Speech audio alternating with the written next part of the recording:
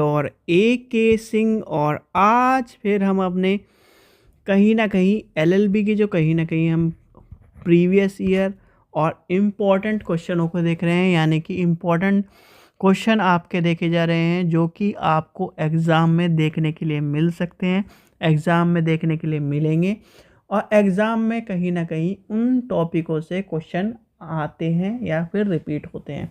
वो सारे क्वेश्चन आपको इम्पॉर्टेंट क्वेश्चनों के तौर पर करवाए जा रहे हैं।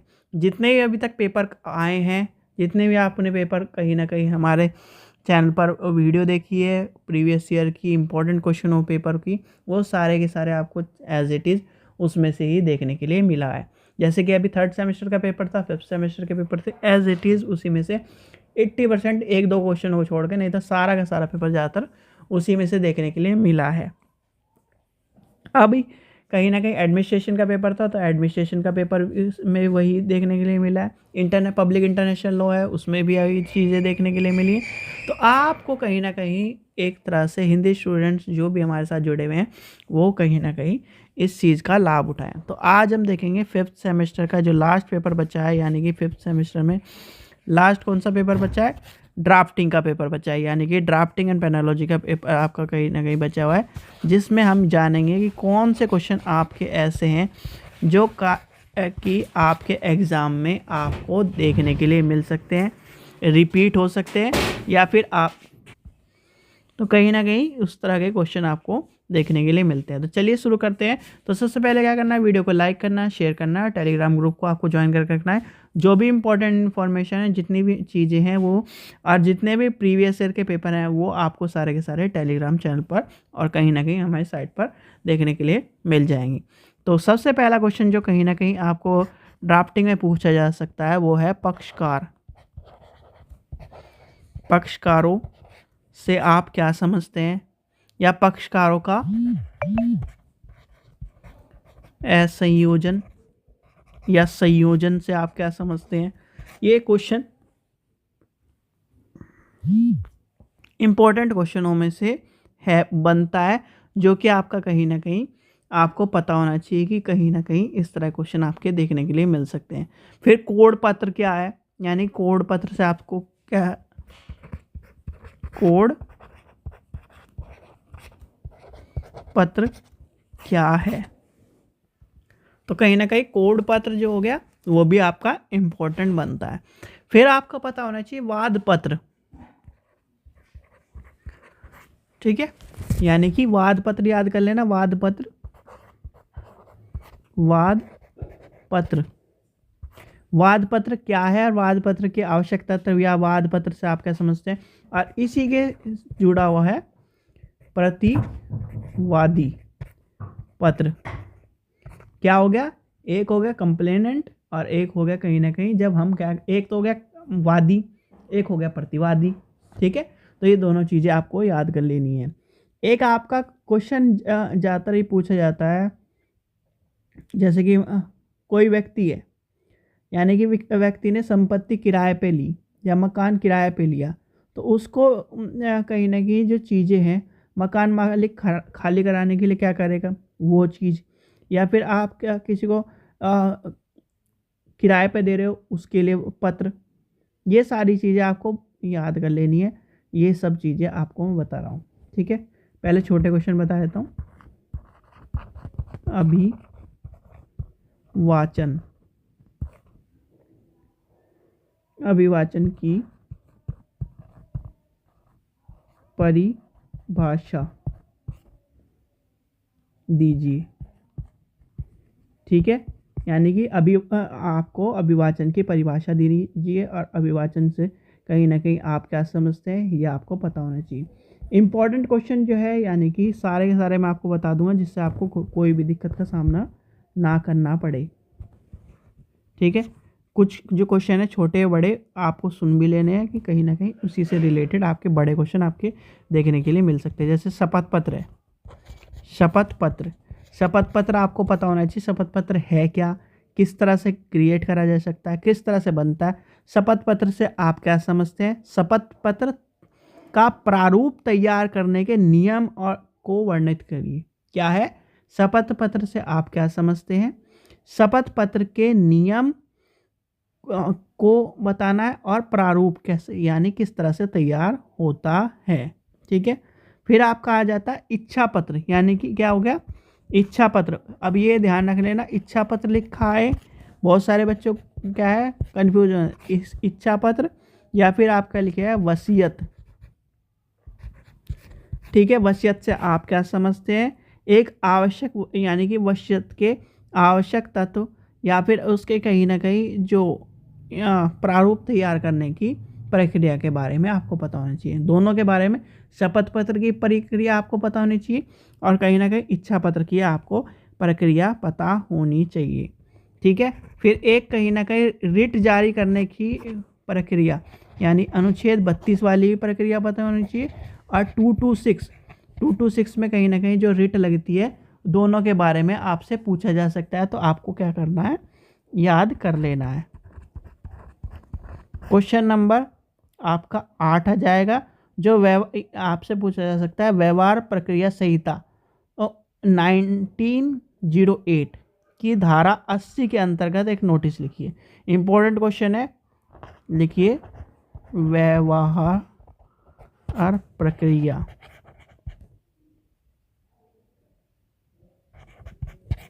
संहिता 908 की धारा 80 के अंतर्गत एक नोटिस। ठीक है, अब ये पता होगा आपको किसका नोटिस आता है या किस तरह के नोटिस लिखे जाते हैं। ठीक है, लिखिए, इसी का दूसरा पार्ट लिख लो, संपत्ति अंतरण अधिनियम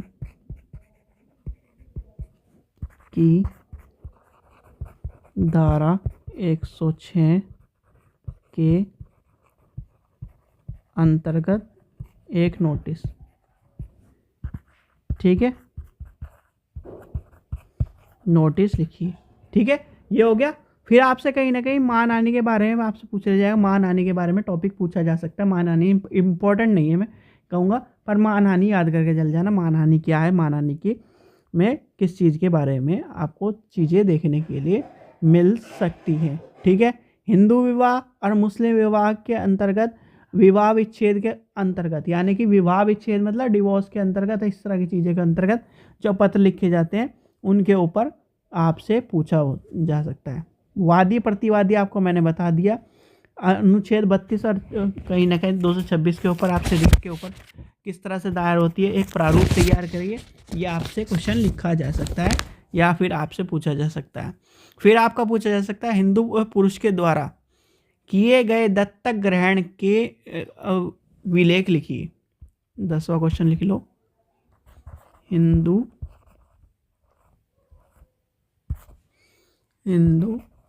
पुरुष द्वारा किए गए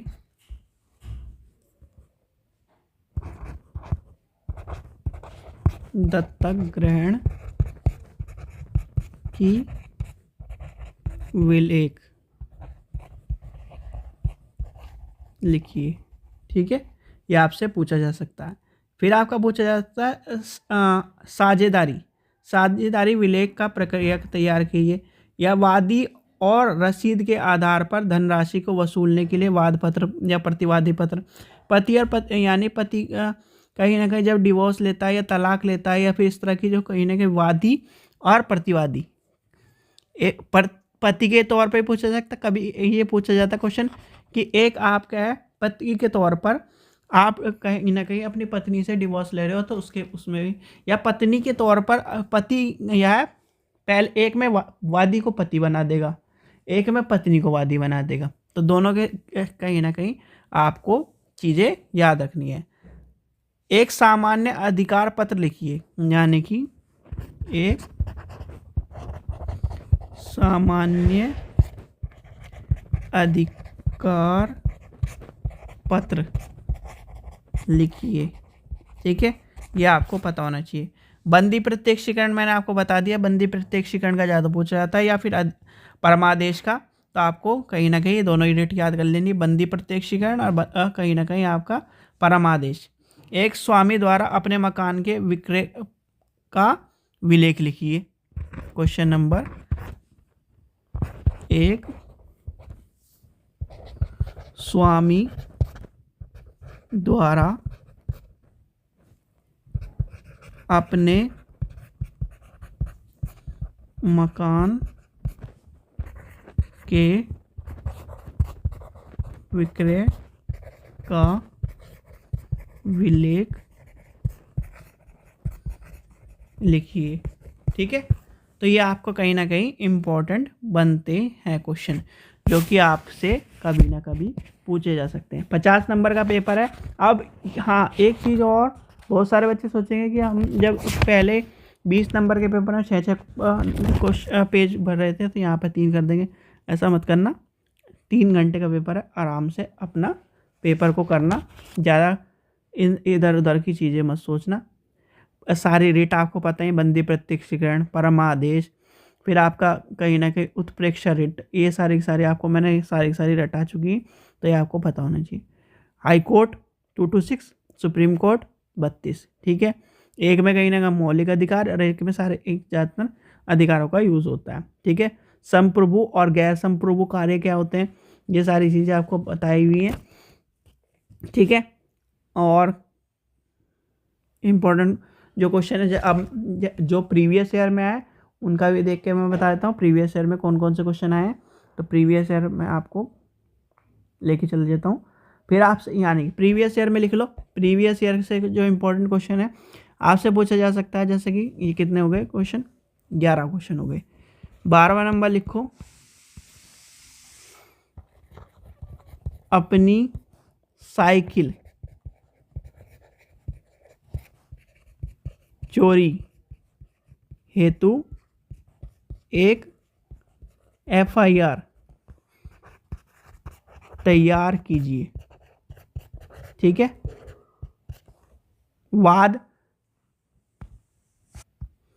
वादित कहीं ना कहीं मैंने आपको बता ही दिया है, वाद हेतु का महत्व। ठीक है, यह आपको पता होना चाहिए। क्वेश्चन नंबर 13 ये हो गया 14, प्रति सदन एवं मुजरा, ये क्वेश्चन भी आपका पूछा जा सकता है। और आपका अभिवाचन के मूल नियम, यानी कि अभिवाचन के मूल नियम आपको पता होना चाहिए। अभिवाचन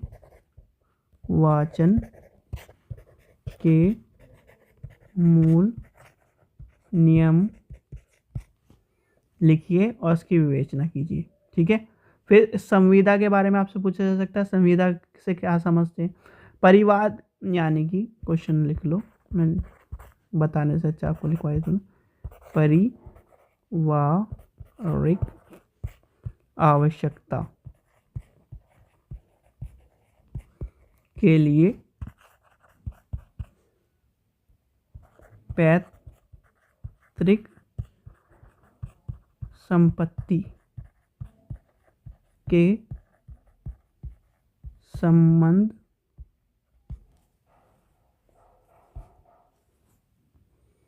में सुरेश द्वारा विक्रय विलेख का प्रारूप तैयार कीजिए। ठीक है, यह आपका आ जाता है।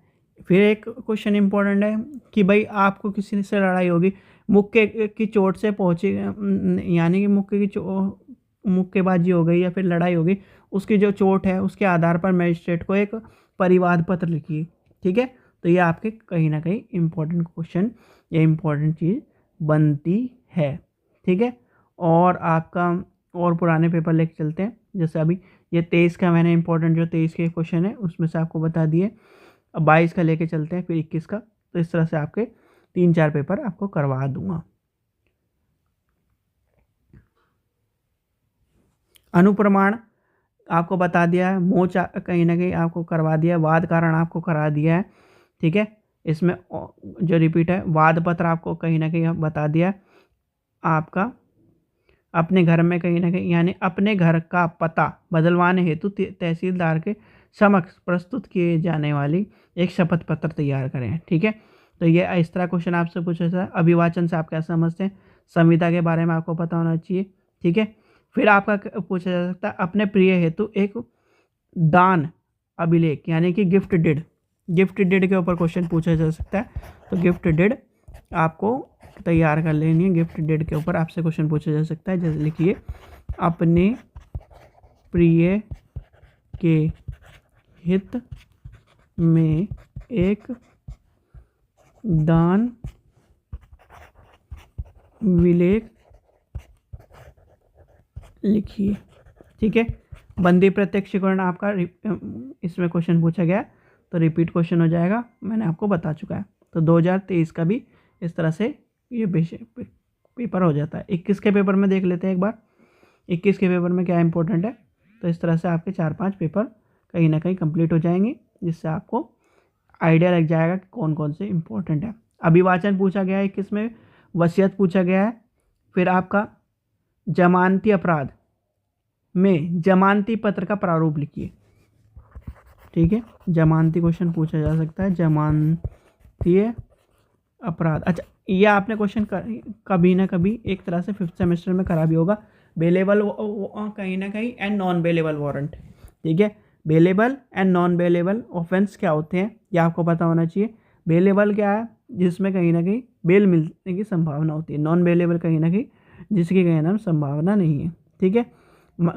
फिर आपसे पूछा जा सकता है एक मकान के विक्रय हेतु विक्रय विलेख लिखिए, ठीक है।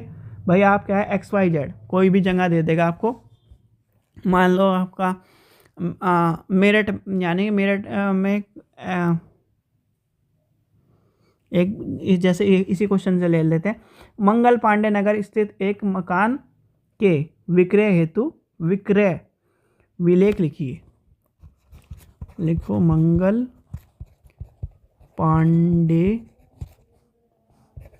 नगर स्थित एक मकान के विक्रय हेतु विक्रय विलेख लिखिए, ठीक है। यह आपका कहीं ना कहीं इंपॉर्टेंट क्वेश्चन बनते हैं, जो कि सारे सारे आपके आने के संभावना है।